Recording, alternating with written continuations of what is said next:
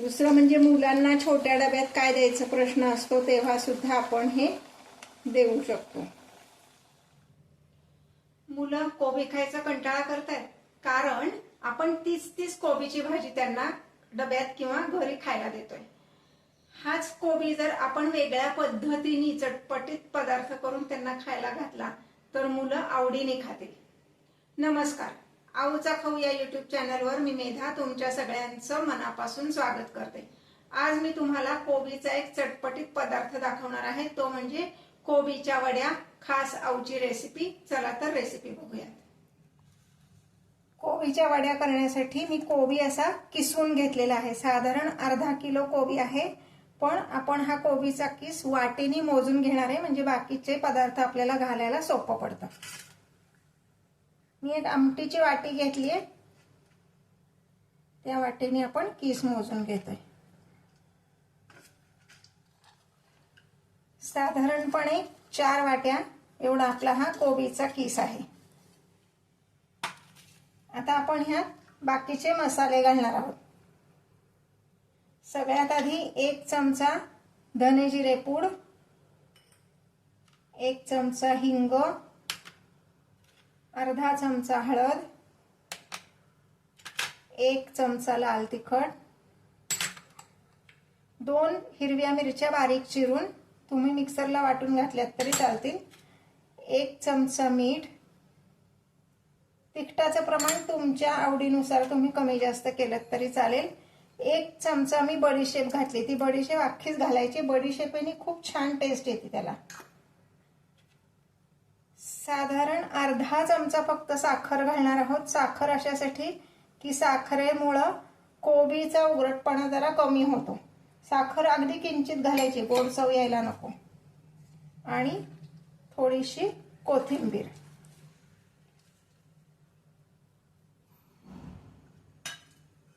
हे सगळं आधी आपण मिक्स करून घ्यायचंय कोबीमध्ये.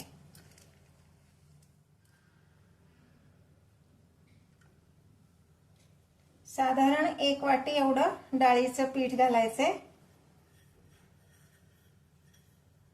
आणि अजून एक पदार्थ आपण ह्यात घालणार आहोत ज्याने कोबीच्या वड्या छान कुरकुरीत होतात, ते म्हणजे तांदूळाचं पीठ अर्धी वाटी.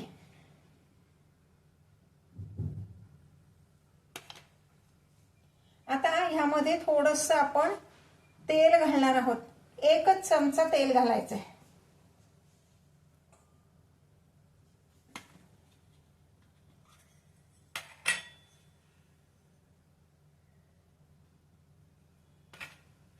तेलामुळं काय होतं की वडी खाताना घशात अशी अडकल्यासारखी होत नाही.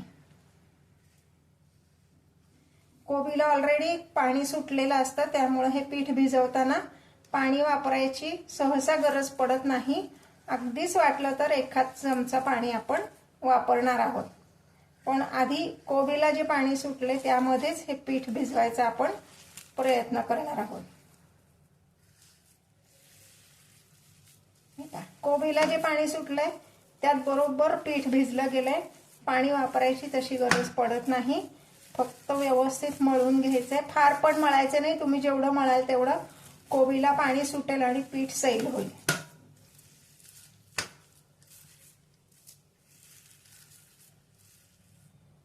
आता या ताटलीला मी किंचित तेल लावून घेणार आहे, म्हणजे काय होतं आपण जे पीठ यात उकडायला ठेवणार आहे ते खाली चिकटत नाही. आता ह्या पिठाचे आपण असे उंडे करणार आहोत.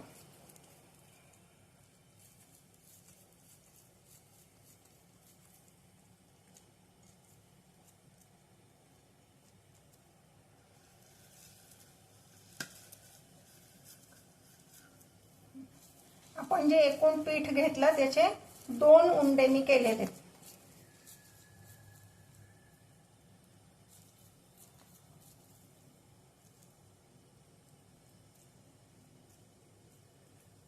आता आपण हे उकडत ठेवणार आहोत.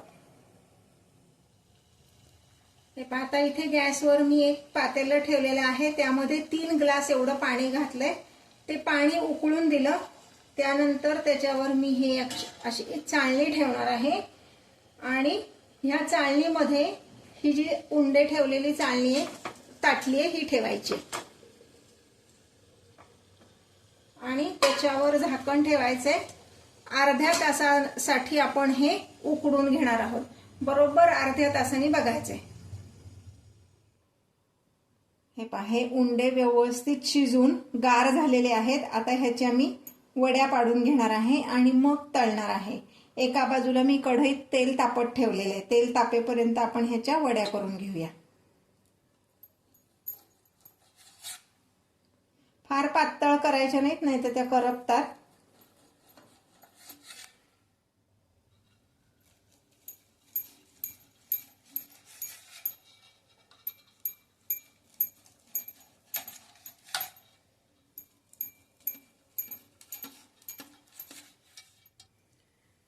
तेल तापलेलं आहे.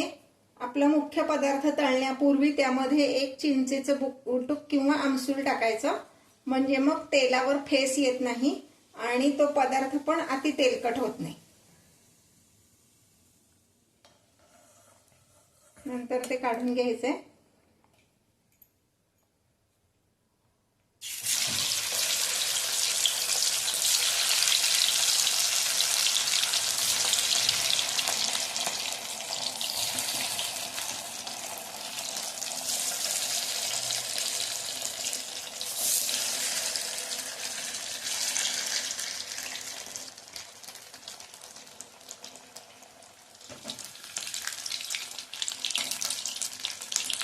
तुम्हाला हवं तर तुम्ही शॅलो फ्राय करू शकता, पण डीप फ्राय केल्यानंतर ते छान अशा कुरकुरीत होतात, म्हणून शक्यतो डीप फ्राय करायचा.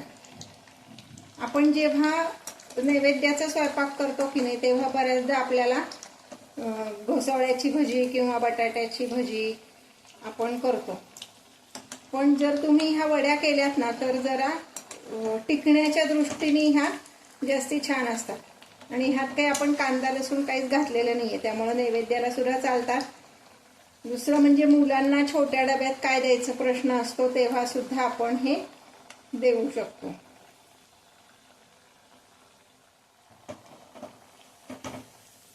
असं छान रंग बदलला एका बाजूने की उलटून परत दुसऱ्या बाजूने व्यवस्थित तळायच्या.